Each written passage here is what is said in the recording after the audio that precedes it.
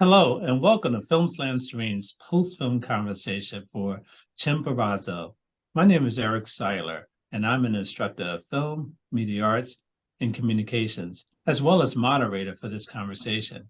We are very pleased to be joined by the director and producer of Chimborazo. The director of Chimborazo is Keila Cepeda. Hello, Keila, and welcome. Hello, thank you for inviting us. It's great to have you here. And we have also joining us is Tatiana Santiago. Hello, Tatiana, and welcome. Hola, hello.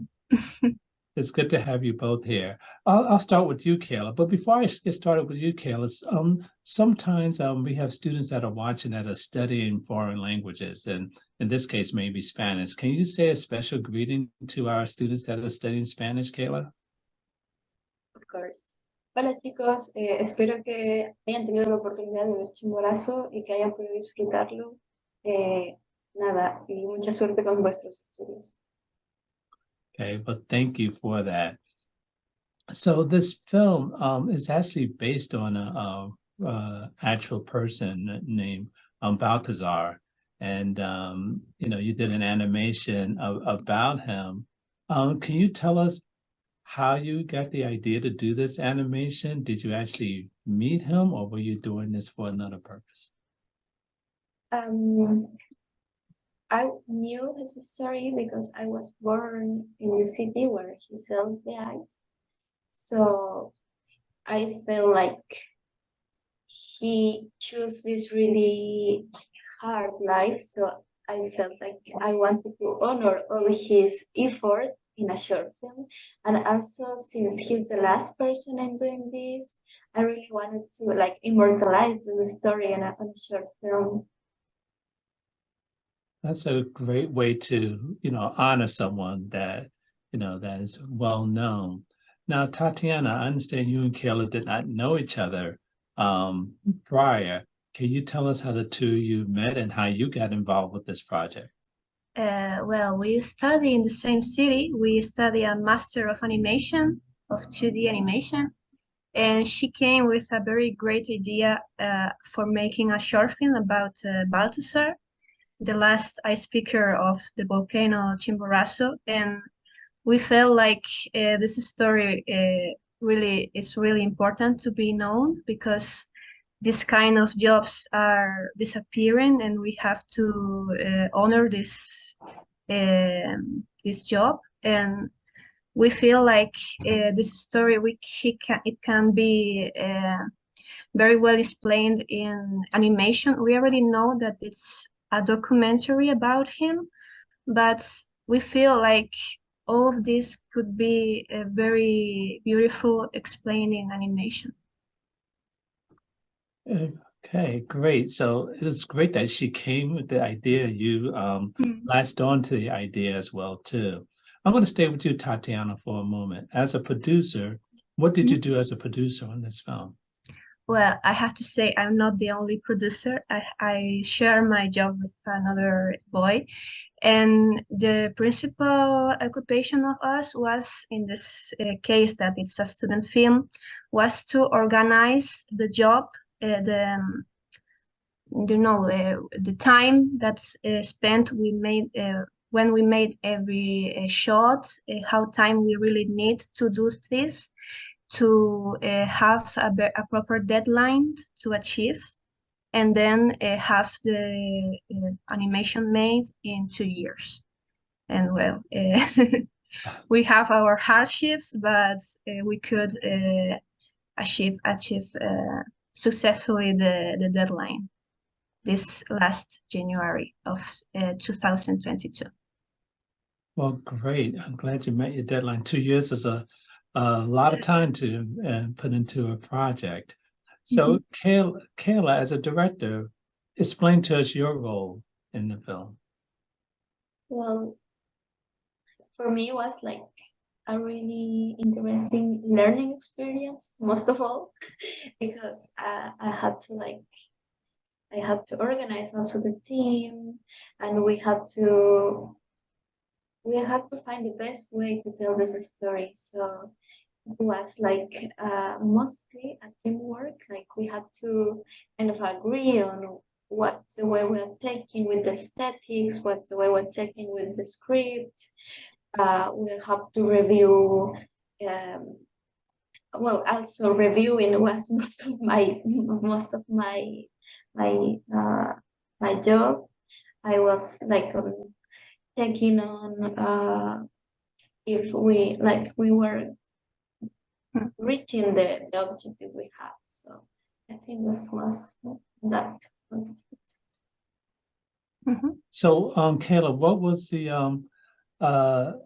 the process like working not only with Tatiana, but working with a number of different people? What was that experience like? Well, it was more than complicated than I imagined. For example, it was like we had like a different context because we were students. So, you know, there was no money implied. So it was complicated to achieve the tasks like when you are not getting like paid. So people have like has different attitudes to like, they also have like a different implication on the film. Like we tried for on the first month, we tried to all get really on the same page, but at some point we realized it was kind of hard. So I tried to take like the decisions, the hard decisions on some things, and I don't know. It was like a interesting experience, but it was a bit hard for me. All right, but you learned a lot too throughout the process. I learned a lot. Yeah. Let's talk a little bit about the story itself. I'll go to you, Tatiana. What influence did you have in helping to tell the story? Were you helping Keila decide on what certain shots to use, what certain types of music to use? Tatiana, can you tell me your specific influence in which you can look at the the film and say that I did that. That was my idea. That was my suggestion. Well, I have to say, because we are students, we touch everything. We made also animation, made pre-production, the design of the characters, and we also, of course, Keila, because she was the one who have the idea, was like the quality check member, and I did also part of the producer job. I did animation, I did storyboard, I did layout, and it was the idea of Keila, but the screenplay was the job of all of the 5 members of the team, because we know we have to tell the story of Balthasar, but we also want to play the environment theme, and also wants to have a very different way to tell a story, because normally a character learns something or have like a development, but this one we want to Balthasar be the same as always, but change the age and the environment only. But well, it's like every piece of the short film have a little of all of us, not only me, all of us we have there. Okay, well said. Not to take any specific credit, but it's a job well done by all of you. Keila, what did you, when you brought this story to your classmates, what was your intention other than just to tell the story of this local legend? Did you want people to know something more after watching this film? Yes, we also wanted to like, for us finding the story, when we try to tell the story, we try to also find some other things to tell. For example, it's not just his life, but we wanted to also like show how was the tradition before and how the tradition helped like all of the towns around the mountain to make a living. So I also wanted to show like how important was the teamwork on this tradition, and how contrary is that now he's doing it like almost alone, just with the help of his llama. And also, like one of the important things we wanted to show, like since we were like taking the like a lot of time to tell the story, we are like telling 30 years, around 30 years of time, and we wanted to show what were the consequences of so many years of climate change around the ages. And so all of those things we wanted to reflect in the story.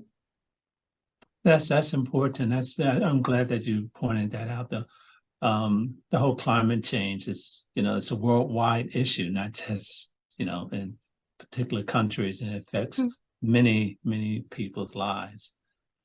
One thing, Keila, let's just stick with you, was the use of is it the horse or the donkey, the animal in the story? You kind of It's a llama. a llama, I'm sorry, llama. Okay, the llama in the story. You had the llama displayed in a very lighthearted kind of way. Were you looking to make it more for a younger audience, or what was the intention behind the llama and the way the llama was displayed? Since it's a complicated story, we wanted something that brings a little bit of joy on the audience, because at the end it's a hard story. So we really felt like we need an element that kind of bring warm in their heart of the viewers. Yeah, we have a professor of storyboard that says it's too sad, the story, please give me something a little funny. Yeah. So that's what the llama's job. I see. Also because Balthasar also uses a lot of animals to help his his job. He actually goes with another animals. He uses donkeys, and he goes with his dogs, and so we wanted to represent that to this part of animals. And since we also made like an important study on the plants and animals on the Chimborazo environment, so we felt like we wanted to represent the animals with a llama. That was well done. Used to lighten up a story like this. I'm glad you mentioned that. I'll ask this question to the both of you. What has the reaction been to the film when you've screened the film? What have people said about the film? Well, I think there's a lot of opinions, but mostly people are touched by the story. And I think also it's a story that in this case speaks about Balthasar and his job, but it's like a universal topic, because a lot of old people is like very lost in this kind of world right now, that it's very modern. And wait, sorry, half an alarm. Keila, please continue.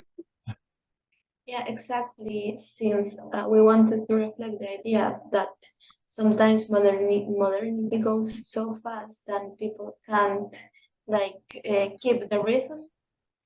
So that actually touches a lot of people that say, yeah, that's something like that's happening to my grandpa. And we felt like not just like in the same terms of the tradition, but a lot of people feel that way, like leaving behind of like that modernity is going so fast, so they can't live how they used to. So that's usually one of the views of the people, but also I think they feel like it's well. We also have a lot of comments on the environmental things. We also have like a lot of comments on the llama thing. Do you have something to add, Tatiana? That's good. Well, one question I had was there any consideration to use dialogue in the film? other than just using music, or you didn't use dialogue so you can show it to more people? Not really, because we thought that it was like we wanted to do it without dialogue because that can imply that less people will understand because we speak different languages. At the end, we wanted it to not need dialogue to be understood. And we also Baltasar doesn't even have like any kind of sound. Yeah. Right.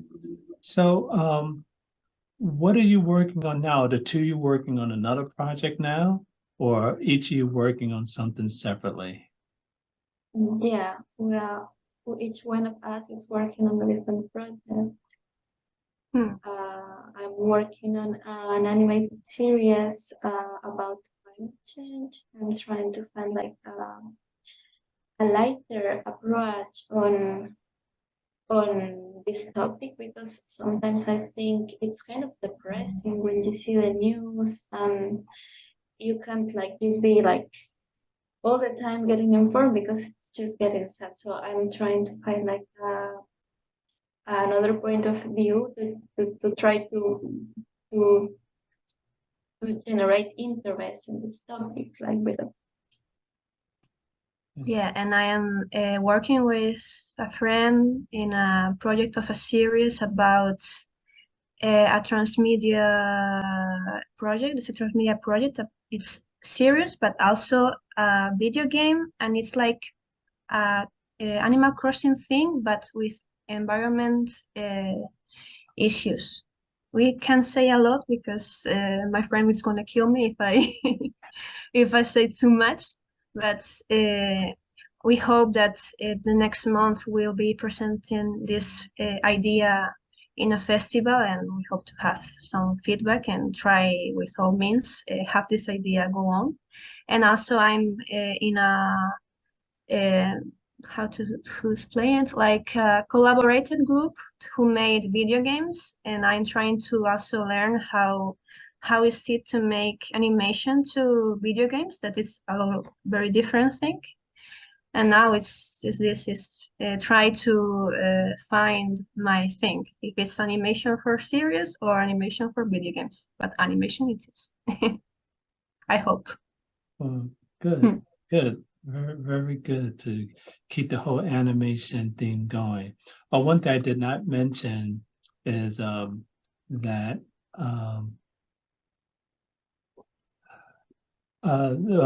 Balazar did not see this film yet. Is there any plans to try to get him to see this film?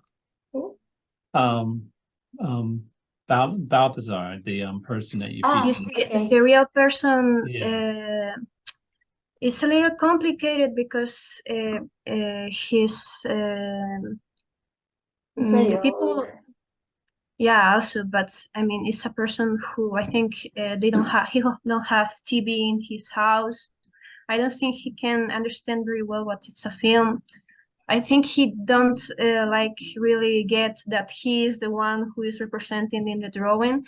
But if we can have the opportunity, we love to him to see that, really. I hope that does happen, and I'm sure he will enjoy it.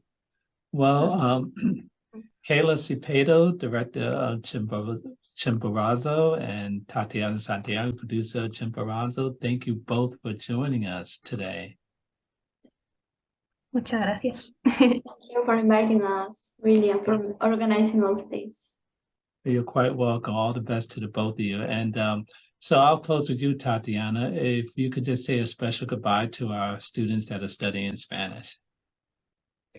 Pues nada, chicos, espero que os haya gustado la película, que os haya recordado a un abuelo vuestro o así, y que valoréis eso, más esos trabajos que se están perdiendo a día de hoy y que la experiencia la habéis disfrutado en general. Muchas gracias por ver la película. Thank you very much, Eric. You're welcome. And thank you to our audience for joining us for this important and invigorating conversation. For more information about upcoming film festivals, please visit clevelandfilm.org. I'm Eric Siler. Thank you.